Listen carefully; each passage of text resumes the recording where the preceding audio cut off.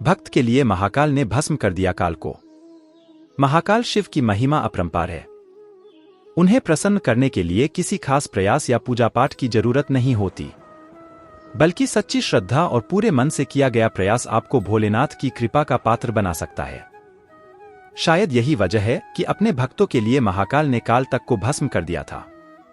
ऐसी ही एक कथा मिलती है हमारे धार्मिक ग्रंथों में, जिसे हम आपके साथ शेयर कर रहे हैं। मान्यता है कि भक्तों का चरित्र पढ़ने और सुनने से भोलेनाथ की असीम कृपा और पुण्य की प्राप्ति होती है। तो आइए जानते हैं भक्त के प्रति महाकाल की अगाध आस्था की जिस कहानी का हम जिक्र कर रहे हैं, वह स्वयं भगवान कार्तिकेय ने संतों को सुनाई थी।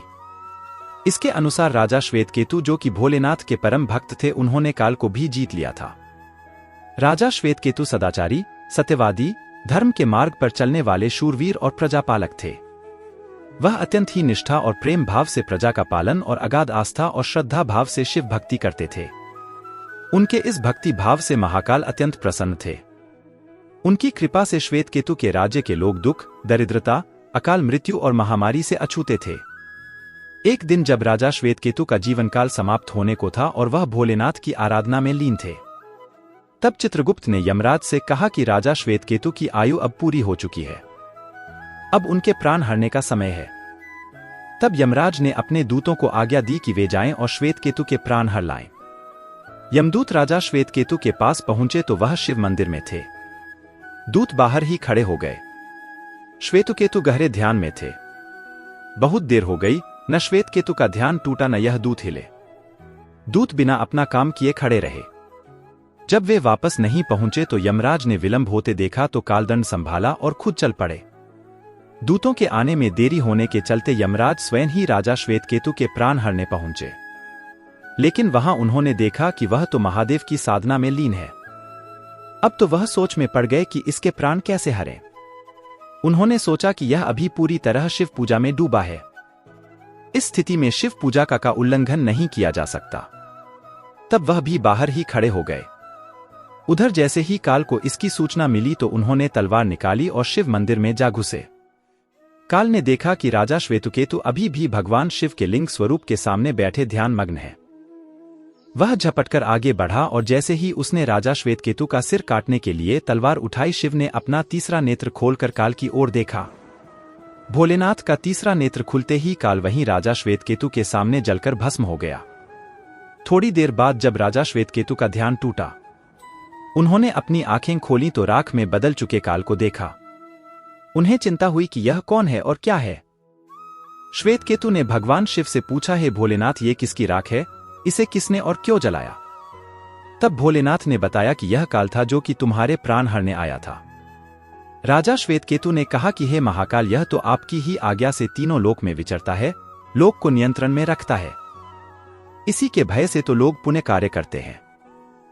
आप इन्हें अतिशीघ्र जीवनदान दे दें। शिवजी की कृपा से काल जी उठा और उसने उठते ही श्वेतकेतु को अपने गले से लगाकर बोला, राजा, तुम जैसा तो तीनों लोकों में कोई नहीं है। तुमने तो अजेय काल को भी जीत लिया। जीवनदान पाकर काल और यमराज ने कहा कि ऐसे जातक जो शिवजी के परम भक्त हैं, सच्चे मन और पूरी श्रद्धा से महाकाल की पूजा में लीन रहते हैं, सिर पर जटा और गले में रुद्राक्ष पहनते हैं, विभूति का त्रिपुंड ललाट पर लगाते और पंचाक्षर मंत्र का जप करते हैं, उन्हें कभी भी अकाल मृत्यु का ग्रास नहीं बनना पड़ेगा। कथा के अनुसार इस आशीर्वाद के बाद श्वेतकेतु ने लंबे समय तक राज किया और फिर महाकाल की कृपा पाकर उनमें ही विलीन हो गए। संसार में भगवान की भक्ति सुख और शांति प्राप्त करने का अमोघ साधन है।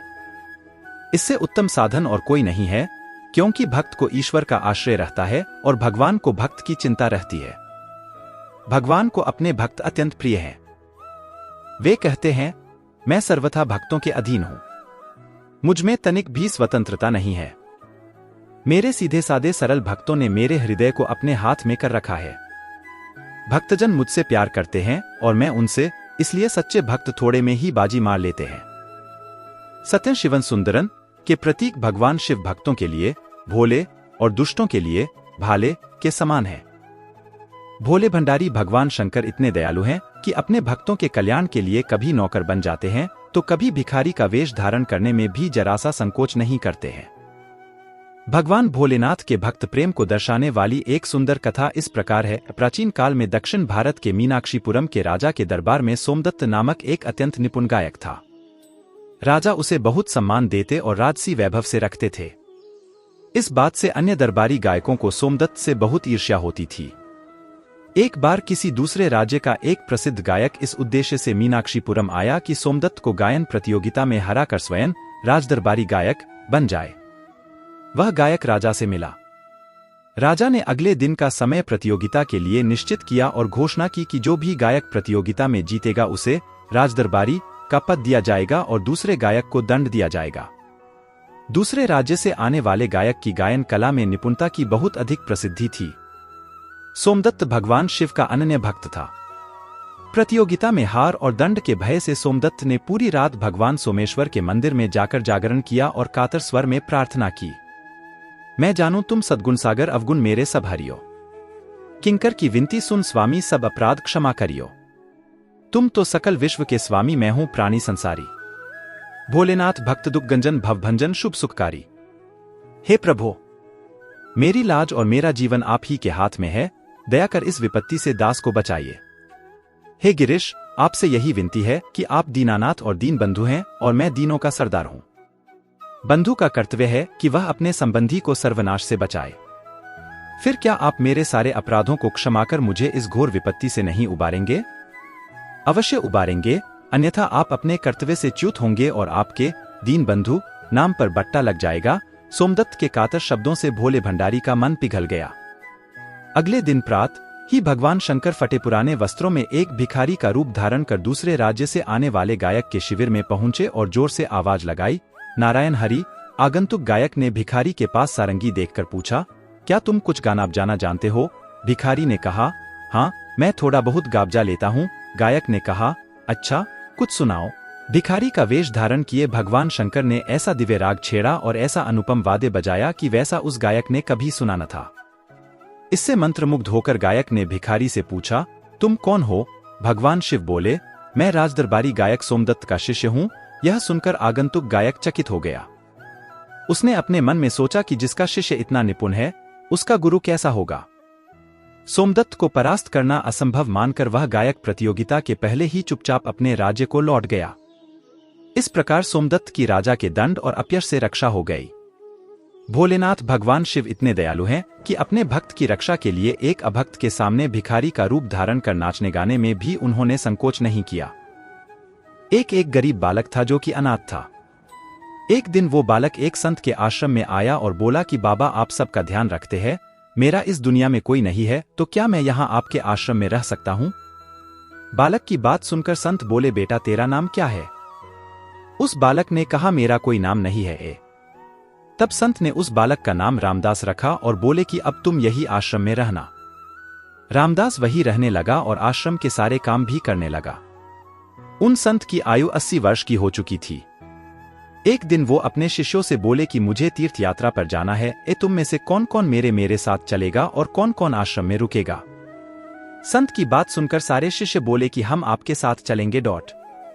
क्योंकि उनको पता था कि यहाँ आश्रम में रुकेंगे तो सारा काम करना पड़ेगा, इसलिए सभी बोले कि हम तो आपके साथ तीर्थ यात्रा पर चलेंगे। अब संत सोच में पड़ गए कि किसे साथ ले जाए और किसे नहीं, क्योंकि आश्रम पर किसी का रुकना भी जरूरी था। बालक रामदास संत के पास आया और बोला, बाबा, अगर आपको ठीक लगे तो मैं यही आश्रम पर रुक जाता हूँ।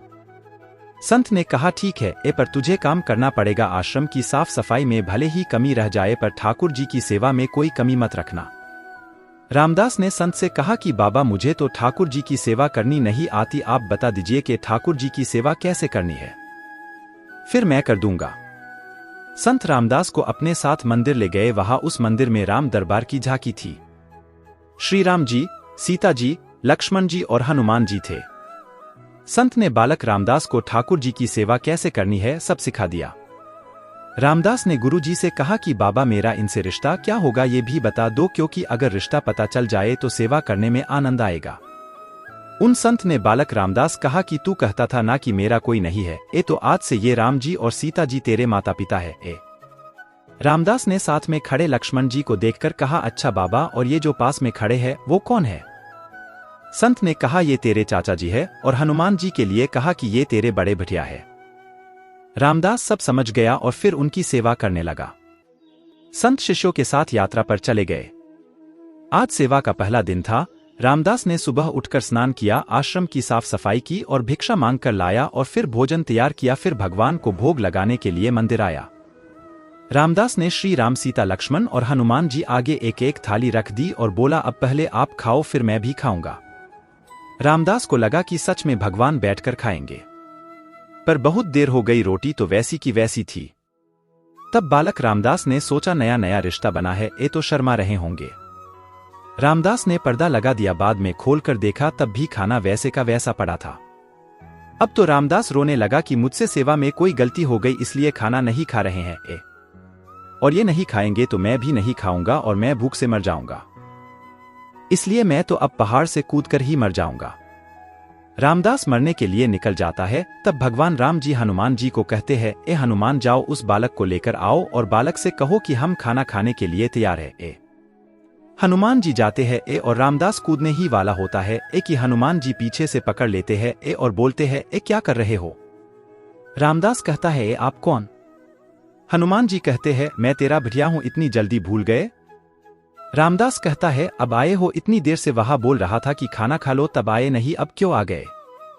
तब हनुमान जी बोले, पिताश्री का आदेश है, अब हम सब साथ बैठकर खाना खाएंगे।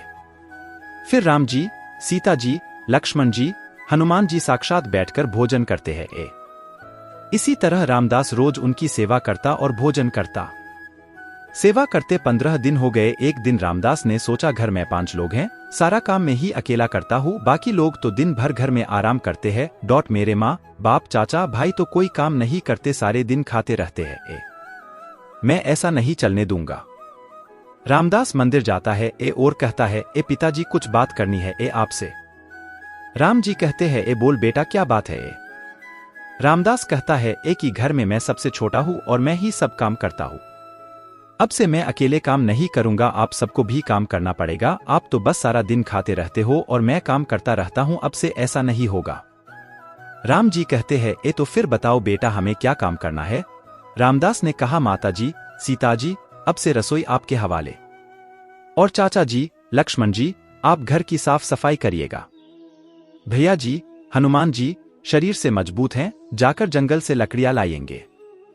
पिताजी, राम जी, आप बाजार से राशन लाइए और घर पर बैठकर पत्तल बनाओगे। सबने कहा, ठीक है। मैंने बहुत दिन अकेले सब काम किया, अब मैं आराम करूंगा। अब सभी साथ मिलकर काम करते हुए एक परिवार की तरह सब साथ रहने लगे। एक दिन वो संत तीर्थ यात्रा से लौटे तो देखा आश्रम तो शीशे जैसा चमक रहा है। वो बहुत प्रसन्न हुए, मंदिर में गए और देखा कि मंदिर से प्रतिमाएं गायब है। संत ने सोचा, कहीं रामदास ने प्रतिमा बेच तो नहीं दी। संत ने रामदास को बुलाया और पूछा, भगवान कहाँ गए? रामदास भी अकड़कर बोला कि मुझे क्या पता, हनुमान भैया जंगल लकड़ी लाने गए होंगे, लखन चाचा झाड़ू पोछा कर रहे होंगे, पिताजी राम पत्तल बन रहे होंगे, माता सीता रसोई में काम कर रही होंगी। संत बोले, ये क्या बोल रहा? रामदास ने कहा, बाबा मैं सच बोल रहा हूं, जब से आप गए हैं ये चारों काम में लगे हुए हैं। वो संत भागकर रसोई में गए और सिर्फ एक झलक देखी कि सीता जी भोजन बना रही है, राम जी पत्तल बना रहे हैं, और फिर वो गायब हो गए और मंदिर में विराजमान हो गए। संत रामदास के पास गए और बोले, आज तुमने मुझे मेरे ठाकुर का दर्शन कराया, तू धन्य है। और संत ने रो रो कर रामदास के पैर पकड़ लिए। रामदास जैसे भोले निश्चल भक्तों की भक्ति से विवश होकर भगवान को भी साधारण मनुष्य की तरह जीवन व्यतीत करने आना पड़ता है। जय श्री राम।